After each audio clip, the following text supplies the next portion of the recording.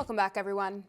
Two freedom-fighting American music artists known as Hi-Rez and Tommy Vext have released a new music video for their song Big Brother.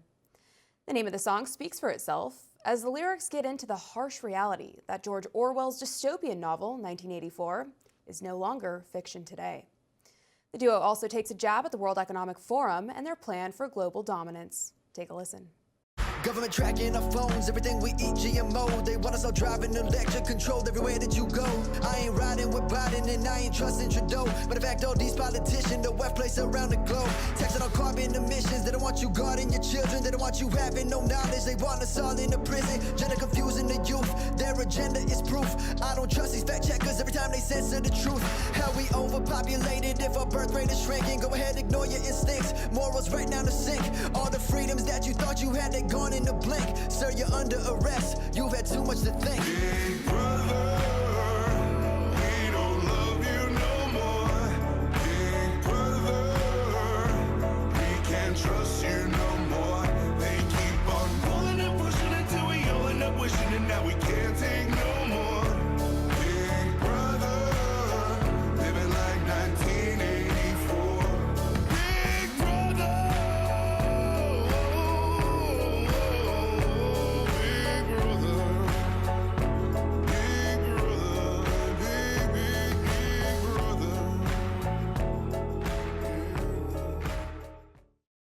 And the stars of that video join me now. Hi-Rez and Tommy Vext, thank you both so much for being here. It's great to have you. I love what you guys are doing.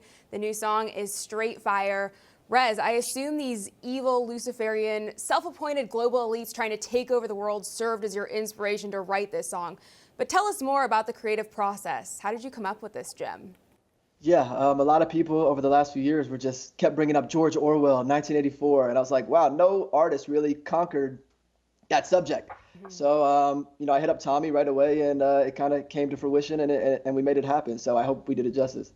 That's awesome. I certainly think you guys did. It's such a great song, and as you just mentioned, so few people touch on this specific subject. I mean, we hear about the MAGA rappers and whatnot, but I think this is such an important issue that is probably the biggest issue facing the world today, and not enough people are shedding light on it. Tommy, how did you get in on the action here? Have you guys worked together on music previously, or is this the first time working together? Well, this is the first time me and Rez have worked together. We've been talking for like 2 years, I feel like, and Allison, you've been around forever, and, there's a whole group of artists, who are all kind of in this anti-woke realm and pro-America patriotic realm. And so I had known Rez from doing work with Jimmy Levy, and he hit me up and was like, hey, I got the song. And I was like, send it over. And it's completely in line with all the things that I've been talking about for like 4 or 5 years, and I think it was a banger, and I'm stoked. I think it's going to be the first of a few more collaborations. I was going to say, I sure hope so, because you guys are definitely a great duo. You guys knocked it out of the park with this song, and I hope you have more planned for us in the near future. Now, I know you both have been ferociously bold and courageous in speaking out against all of the incessant nonsense. Rez, have you always been aware of this agenda that's being forced upon us? When was your wake-up call, so to speak? Yes, I've always questioned authority in a respectful manner, right? I always really never took things at face value, but I kind of just got along with the get along like most of my life, even when I was in Hollywood and science and labels, similar to Tommy or anybody else, right? You didn't really want to rock the boat. But just the last few years in general, with lockdowns and mandates and not being able to see your own family and religious institutions being shut down, that was like the edge of the end of the line for me. I've never been radical or extreme, or I've never even been overly political, but like the last few years really kind of pushed me to the edge of like, okay, enough is enough. Yeah, absolutely. I think yourself, along with so many others, have just been pushed to that edge. I mean, our boundaries were truly tested throughout the lockdowns, and now we're seeing this encroaching government takeover, which is just terrifying. And I think it's so important that we continue to raise awareness, especially through things like culture and music. Tommy, I know you've also been so bold in speaking out. You have an incredibly inspiring story. It's almost like something out of a movie. We don't have time for the whole thing today, but give us a rundown of what inspired you to start speaking out politically. Well, I think, just in general, the American dream. Most people who follow my career know that I got canceled from the music industry. I sued my record label. They basically kicked me out for supporting Trump in 2020. It wasn't the first time I voted for him, and it was a sore subject. And I just don't. That's not the country that I grew up in. It's not the country that my father fought in the Vietnam War to protect our constitutional rights. My grandfather fought in World War II. I come from a long line of men of service to this country, and I had no problem speaking out. And I think there's a major issue with the liberal elitists of Hollywood, especially when a black man stands up and says what you guys are doing is wrong, you know. And I was one of the first people to speak out against BLM in June of 2020 when I basically uncovered that the entire organization was owned by Act Blue and George Soros, and that they were using the death of George Floyd to funnel money into their political campaigns for the left. Yeah, I know you were so inspiring throughout all of that and so fearless in doing so. I was actually following you before all of the political nonsense, and you helped wake me up. So I have to say thank you for that. I really appreciate all of the work you have done throughout all of this. Rez, I assume you've faced backlash as well. I mean, anyone who's speaking truth seems to endure that. Can you tell us about any censorship that you have faced, and have you experienced anything with this new song so far? Yeah, so this new song, we actually tried something different where we uploaded directly to Twitter. I sacrificed, ad revenue because YouTube, it's just not cutting it the last couple of years, especially.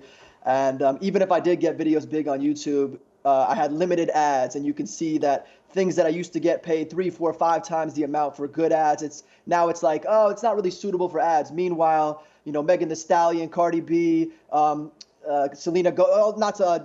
Lovato, she just put out a ridiculous record the other day, and it's like no problem, it's a front page YouTube, you get 10 times the ad revenue, and it's pushed to the masses. But early on when I started working with Jimmy and speaking out, I actually had a label that said we're not gonna. I was in the middle of a deal, it was a big deal, and they just were like right away at the 11th hour, they're like, we're not doing this. Stop showing up to rallies. Stop supporting, whatever you're supporting. Stop speaking out. And I basically told them to kick rocks, and ever since then I just kept walking the path.